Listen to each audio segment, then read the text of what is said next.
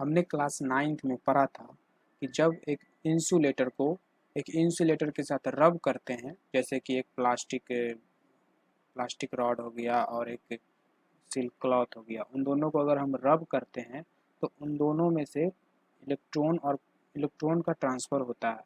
Proton का नहीं हो सकता, क्योंकि प्रोटॉन न्यूक्लियस में धंसा होता है।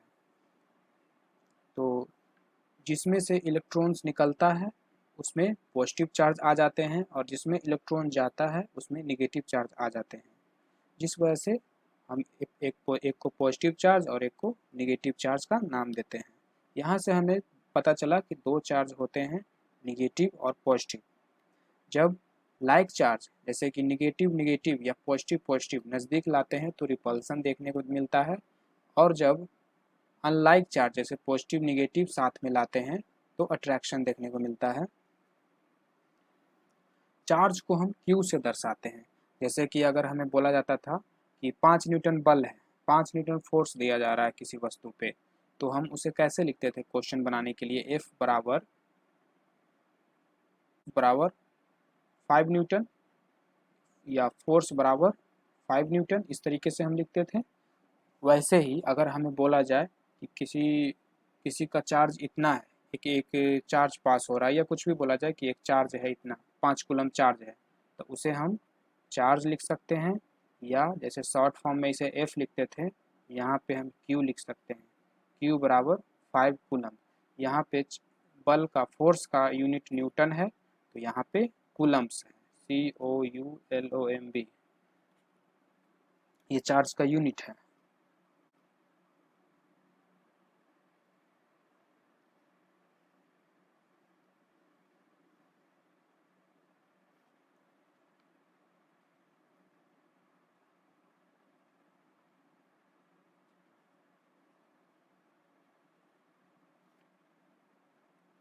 Unit of charge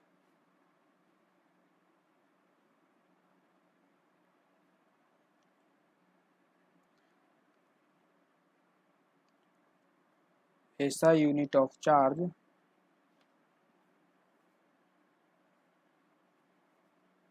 is coulomb. तो चार्ज का यूनिट होता है कूलम्स, ठीक है, इसे हम C से दर्शाते हैं। अब देखिए, हमारे दुनिया में हर जगह अलग अलग चीज़ें हैं उसको नापने के लिए। जैसे कि हमें दूरी को नापना होता है तो हम किलोमीटर में बोलते हैं, और अगर हमें किताब और कॉपी का मेजरमेंट लेना होता है तो उसे सेंटीमीटर में लेते हैं। ये भी लेंथ ही नाप रहा है और ये भी लेंथ ही मेजर कर रहा है। तो अलग अलग यूनिट दिया जाता है अलग अलग साइज के लिए। वैसे ही ये जो हमारा चार्ज है ये बहुत छोटा होता है, तो इसके लिए एक अलग यूनिट आया है जिसे हम कहते हैं मिली।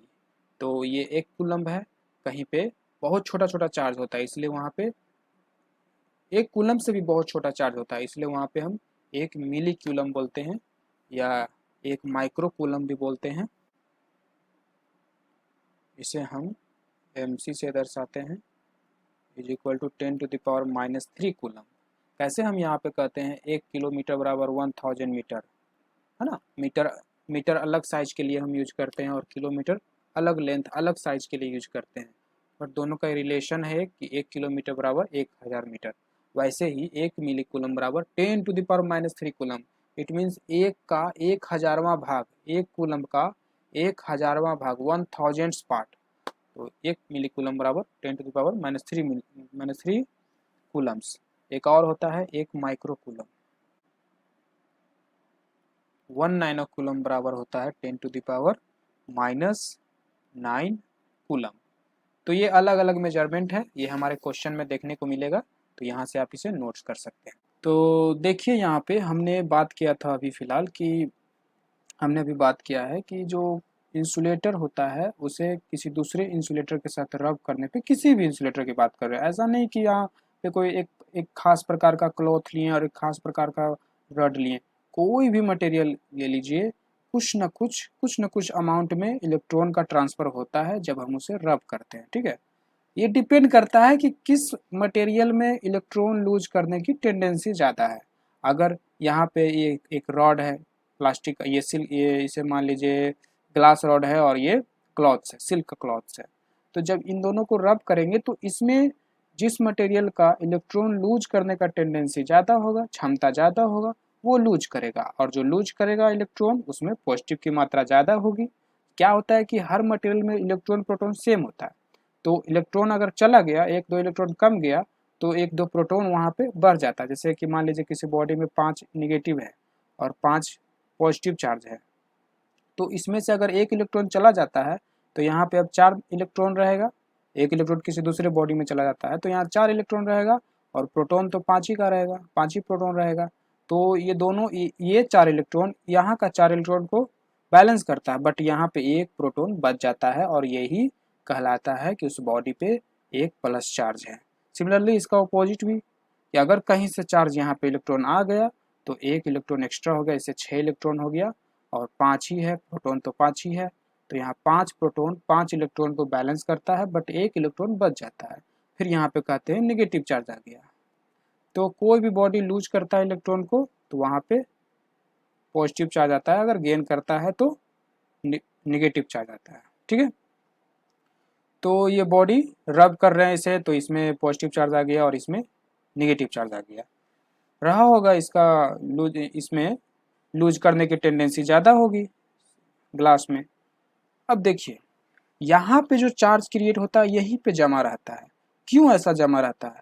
क्योंकि हमने अपने प्रीवियस क्लास में पढ़े हैं कि what is insulator. What is insulator? Insulator is a material और substance in which electron doesn't move freely. इसमें इलेक्ट्रॉन मूव्स नहीं करता है, ठीक है, करता है बट एक एक लेवल तक नहीं करता, बहुत धीमा करता है। ऐसे तो इलेक्ट्रॉन प्रोटॉन पार्टिकल्स हमेशा मूव करते रहते हैं, बट सबका अपना अपना एक मूव करने की स्पीड होती है, तो इसमें बहुत कम होता है। और एक कंडक्टर अगर ले लें, इसमें जो चार्ज बनता है इसे हम यह भी कह सकते हैं इलेक्ट्रोस्टैटिक चार्ज भी कह सकते हैं। स्टैटिक मतलब होता है स्थिर, रुका हुआ। तो इंसुलेटर में जो चार्ज क्रिएट होता है उसे इलेक्ट्रोस्टैटिक चार्ज कहते हैं। अच्छा, आपने ज़्यादातर सुनते हुए देखा होगा, किताब में पढ़े होंगे आप, कि इंसुलेटर को अपने बाल के साथ या कंघी को अपने बाल के साथ रब करिए और छोटे छोटे कागज के पार्टिकल्स के पास ले जाइए तो वो अट्रैक्ट होता है। बट क्या ऐसा ही सेम एक्टिविटी, सेम एक्सपेरिमेंट हमने कंडक्टर के साथ किया है?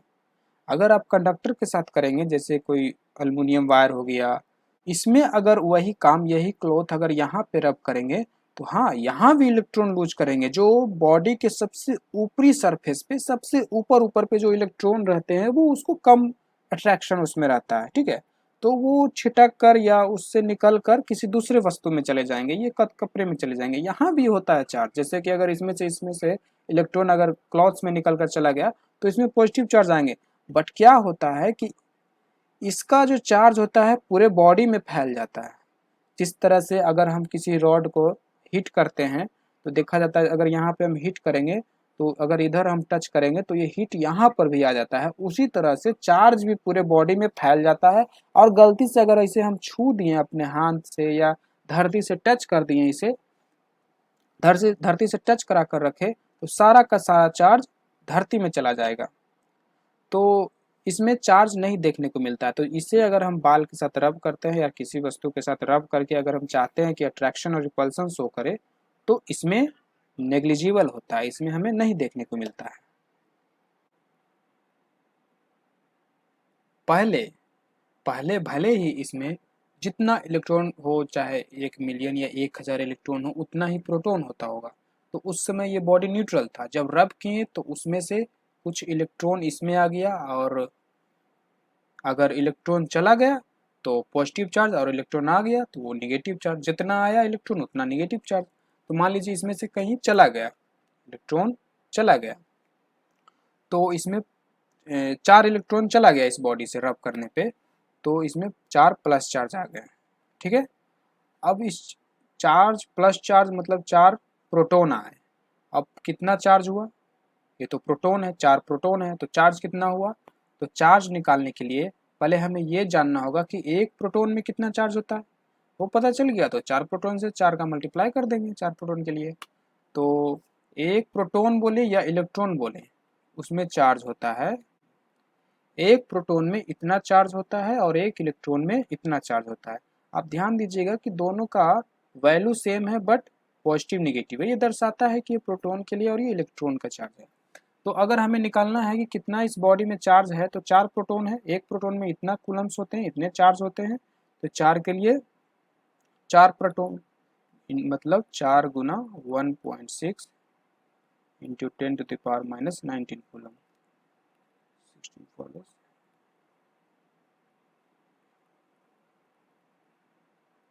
ठीक है।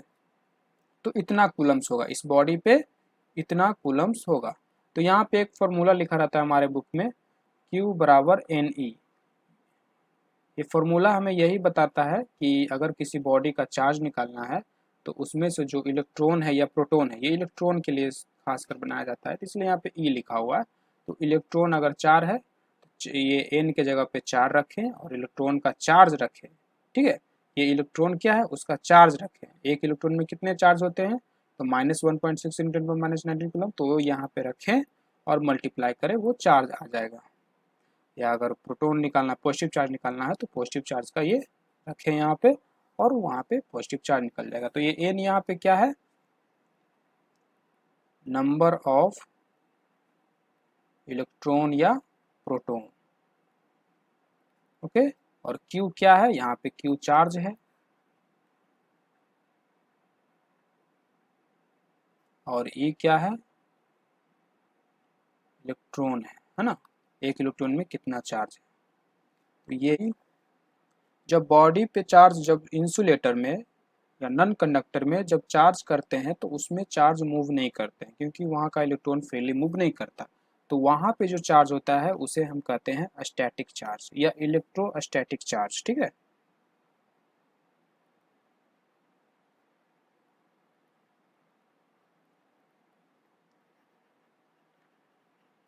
पर कंडक्टर के केस में क्या होता है कि चार्ज मूव करने लगते हैं और इसी मोशन के चार्ज को, इसी चार्ज के मोशन को हम करंट का नाम देते हैं, ठीक है।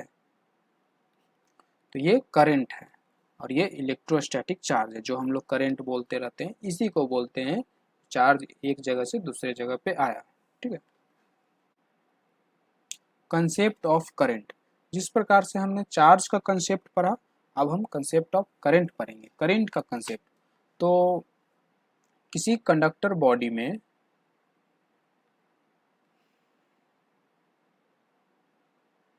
इस कंडक्टर बॉडी में बहुत सारे इलेक्ट्रॉन होते हैं, ठीक है, और वो रैंडमली कहीं भी मूव करते रहते हैं। जिस तरह से हमने पढ़ा था क्लास 9th में कि मैटर होते हैं, मैटर के पार्टिकल्स का एक प्रॉपर्टी था, उसमें क्या था प्रॉपर्टी कि पार्टिकल्स रैंडमली मूव करते रहते हैं और वो पार्टिकल्स के अंदर इलेक्ट्रॉन रहते हैं, तो इलेक्ट्रॉन भी कर सकते हैं, मूव करता रहता है।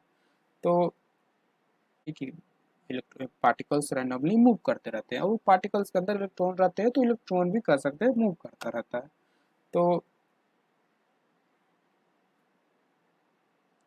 ये इलेक्ट्रॉन रैंडमली इधर उधर एनी डायरेक्शन में मूव करता रहता है।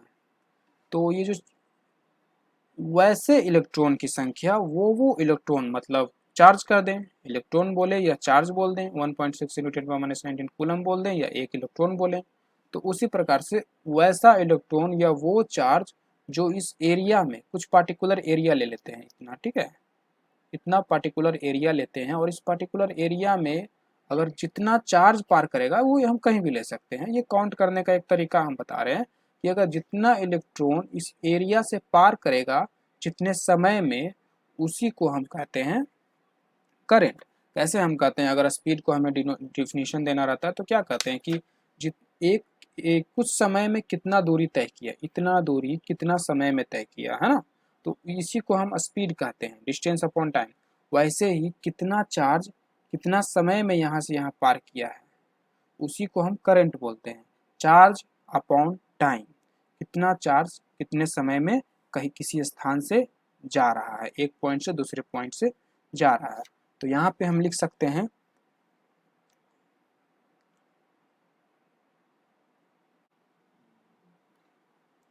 तो यहाँ पे हमने लिखा है कि current define as the rate of flow of charge. जिस तरह से हमने स्पीड को डिफाइन करते हैं rate of change of distance in unit time या पर यूनिट टाइम, उसी को हम यहाँ पे हम कहेंगे current is define rate of flow of charge, ठीक है। यहाँ rate of change in distance, वैसे यहाँ rate of flow of charge. In other words, the current flowing in a conductor is the amount of charge flowing per second.